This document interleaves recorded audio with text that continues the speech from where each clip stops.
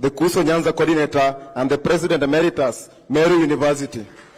Comrades power! Comrades viva! I'm here specifically for one thing, the issue on comrades. We know very well Baba is the fourth arm of government. And so being a government, it means you have everything. So I'm going to request Baba, because it is a government. Baba is a government.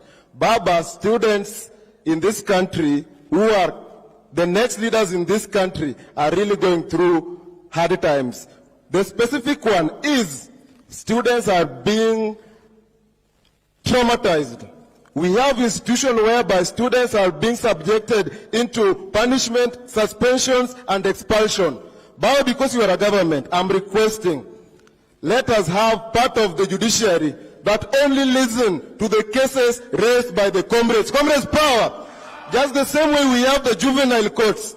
Because right now, to a point that the other day you had students who are having the candle lighting, condoling with our fellows who were involved in accident. You find that as students being subjected to a suspension or to an expulsion just for doing such a thing. So many students have been sent home. Baba, let's have, may we have, I'm requesting, may we have part of the judiciary that only listen to the cases of the students.